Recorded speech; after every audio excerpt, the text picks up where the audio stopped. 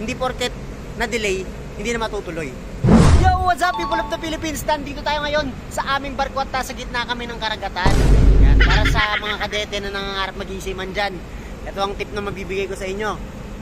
Guys, wag na wag niyong papalampasin yung isang araw na wala kayong natututunan. Yan talaga yung principle ko simula nung una. I've been here for 1 year and masasabi ko talaga na nung in-apply ko yung bagay na yan, yung hindi ko pinapalampas yung isang araw na wala akong natututunan, dun talaga bumukas yung isip ko sa mga bagay, sa mga opportunity na mas darating pa sa akin. Dun naging open yung isip ko na, ay, nandito na rin ako eh. Galingan ko na. Diba? Kasi nga, diba, naglalaro ka ng ML, ng Dota, ng mga computer games. Yung mga karakter mo dun, the more na binibigyan mo ng time yung sarili mo, nagkumpletuhin yung mga mission, the more na lumalakas ka.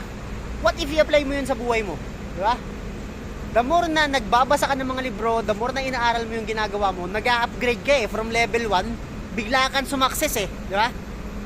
Yung success na yan, diba? Hindi mo namamalayan, sumasakses ka na pala. Diba? Yan, kung i-apply mo yung principle na yan, kung sa laro, binibigyan mo ng oras na sobrang dami yun para tumaas yung level mo, hindi ka naman nagkakapera doon. Gawin mo yan sa tunay na buhay. Gawin mo yan sa tunay na buhay. From level 1, kadete ka, unang sampa mo ng barko, siyempre, nagigain ka ng experience. Tumataas yung level mo.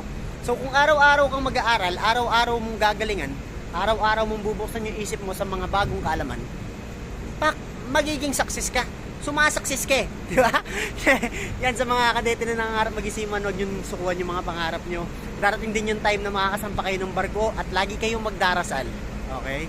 Lagi kayong maging grateful.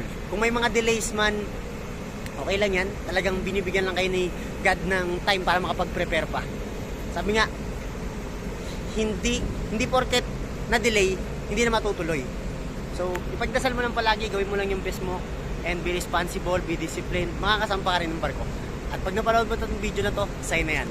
God bless, thank you so much. This is Kuya Mikey. Sagot ka ni Kuya Mikey. Bye-bye!